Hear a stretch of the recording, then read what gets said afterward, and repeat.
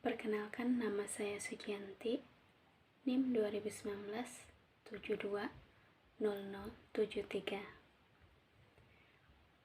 Pendidikan Guru Sekolah Dasar Universitas Tribhuwana Tunggadewi, Malang. Nah, di sini saya akan menjelaskan yaitu pendidikan inklusi. Pendidikan inklusi itu sendiri adalah sistem layanan penyelenggaraan pendidikan yang memberikan kesempatan kepada semua peserta didik yang memiliki kelainan dan memiliki potensi kecerdasan, bakat istimewa untuk mengikuti pendidikan atau pembelajaran dalam suatu lingkungan pendidikan secara bersama-sama dengan peserta didik pada umumnya, tanpa harus dikhususkan kelasnya. Siswa dapat belajar bersama-sama aksesibilitas yang didukung untuk semua siswa tepat dan tanpa terkecuali. Pada Undang-Undang Dasar 1945 Pasal 32 Ayat 1 yang menegaskan setiap warga berhak mendapatkan pendidikan. Di Undang-Undang 1945 Pasal 32 ayat yang kedua yang menegaskan setiap warga anak wajib mengikuti pendidikan dasar dan pemerintah wajib membiayai. Undang-Undang Nomor 20 Tahun 2003 tentang Pendidikan Nasional Pasal 5 ayat yang ke-1 menegaskan setiap warga negara mempunyai hak semua untuk memperoleh pendidikan yang bermutu. Undang-undang inilah yang menjadi bukti bahwa hadirnya pendidikan inklusi di tengah masyarakat. Pada pendidikan dasar, kehadiran pendidikan inklusi perlu mendapat perhatian lebih. Nah, pendidikan inklusi sebagai layanan pendidikan yang mengikutsertakan anak yang berkebutuhan khusus. Pendidikan inklusi berarti bahwa sekolah harus menerima, mengkomodasikan semua anak tanpa kecuali ada perbedaan fisik, intelektual, emosional, sosial, bahasa, atau kondisi lain. Termaksud anak penyandang cacat dan anak berbakat, anak jalanan, anak yang bekerja dari etis, budaya, bahasa, minoritas, dan kelompok anak-anak yang belum beruntung dan terpinggirkan. Inilah yang termaksud dengan One School for All. Pentingnya pendidikan inklusi terus-menerus dikembangkan karena kelebihan dan manfaatnya. Menurut Staff dan Pledge tahun 1904 sampai 1995, ada 5 manfaat atau kelebihan program inklusi, yaitu: pertama, berdasarkan hasil wawancara dengan anak non-ABK di sekolah menengah, hilangnya rasa takut pada anak berkebutuhan khusus akibat sering berinteraksi dengan anak berkebutuhan khusus. Kedua, anak non-ABK menjadi toleran pada orang lain setelah memahami kebutuhan khusus individu teman ABK. 3. Banyak anak non-ABK yang mengakui peningkatan self-esteem sebagai akibat pergaulannya dengan anak ABK, yaitu dapat meningkatkan status mereka di kelas. 4. Anak non-ABK mengalami perkembangan dan komitmen pada moral pribadi dan prinsip-prinsip etika. 5. Anak non-ABK yang tidak menolak ABK mengatakan bahwa mereka merasa bahagia bersahabat dengan anak ABK.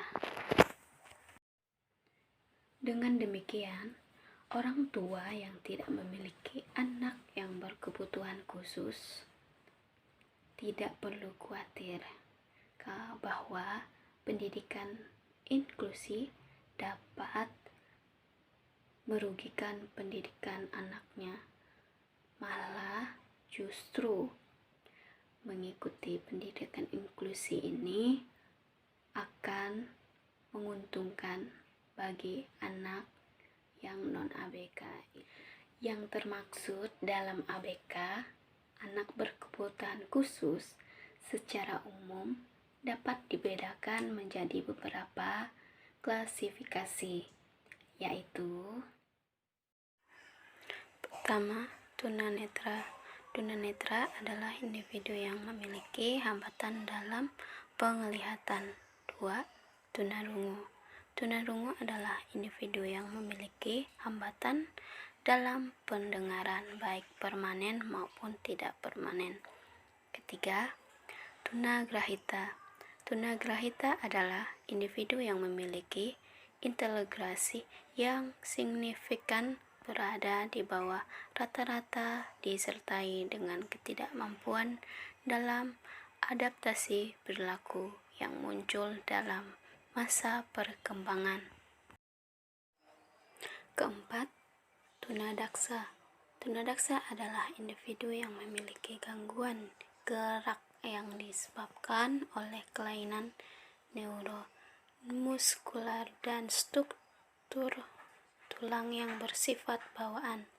Sakit atau akibat kecelakaan termaksud cerebral palsy, amputasi, polio, dan lumpuh. Tunalaras adalah individu yang memiliki hambatan dalam mengendalikan emosi dan kontrol sosial. 6.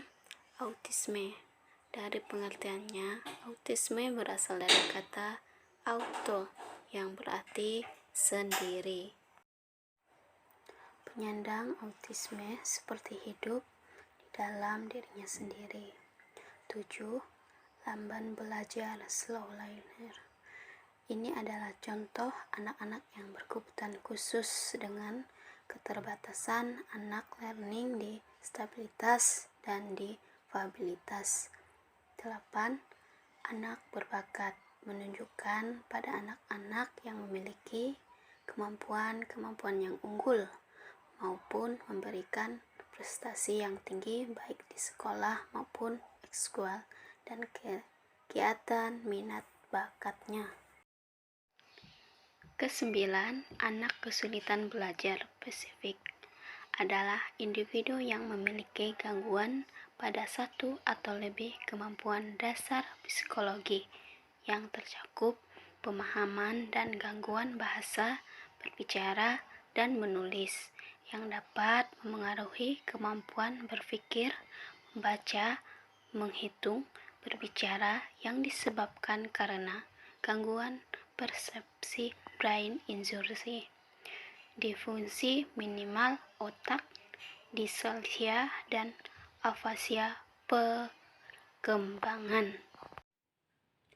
Adapun tujuan pendidikan inklusi, pertama, memastikan bahwa semua anak memiliki akses terhadap pendidikan yang terjangkau, efektif, relevan, dan tepat dalam wilayah tempat tinggalnya.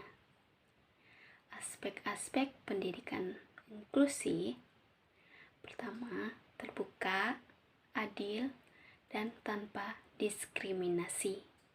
Yang kedua, peka terhadap setiap perbedaan dan relevan dengan kehidupan sehari-hari. Yang ketiga, berpusat pada kebutuhan dan keunikan peserta didik. Adapun beberapa manfaat pendidikan inklusi bagi guru, orang tua, murid itu sendiri, bagi masyarakat dan pemerintah, yaitu pertama, bagi guru, mempermudah proses belajar mengajar, mengembangkan kreativitas dalam mengelola pembelajaran, mengajar menjadi lebih menyenangkan dan efektif, tertantang untuk terus belajar melalui perbedaan yang dihadapi di kelas, melatih dan membiasakan untuk memiliki budaya kerja yang positif, kreatif, inovatif, fleksibel, dan akomodatif terhadap semua anak didiknya dengan segala perbedaan. 2. Bagi siswa, menciptakan suasana belajar yang kooperatif, mengembangkan sikap toleran, memudahkan sosial interaksi di antara teman, menimbulkan rasa percaya diri melalui sikap penerimaan dan pelibatan di dalam kelas, melatih dan membiasakan untuk menghargai dan merangkul perbedaan dengan menghilangkan budaya labeling atau memberi cap negatif. 3. Bagi orang tua, mengetahui sistem belajar di sekolah, meningkatkan kepercayaan terhadap guru di sekolah, memperkuat tanggung jawab pendidikan anak di sekolah dan di rumah, mengetahui dan mengikuti perkembangan belajar anak, semakin terbuka dan ramah bekerja sama dengan guru, dan mempermudah mengajak anak belajar di sekolah. 4. Bagi masyarakat, mengontrol terlaksananya sekolah, penyelenggaraan pendidikan inklusi di lingkungan, meningkatkan tanggung jawab terhadap pendidikan anak di sekolah dan masyarakat, ikut menjadi sumber belajar, semakin terbuka dan ramah bermitra dengan sekolah. 5. Bagi pemerintah, kebijakan pendidikan terlaksana, anak berkebutuhan khusus mendapatkan hak pendidikan yang sama dan mendapatkan kesempatan pendidikan lebih luas, mempercepat penuntasan wajib belajar pendidikan dasar 9 tahun pendidikan terpaksa berdasarkan pada asas demokrasi, berkeadilan, dan tanpa diskriminasi. Itulah beberapa materi hari ini tentang pendidikan inklusi. Sekian dari saya. Terima kasih.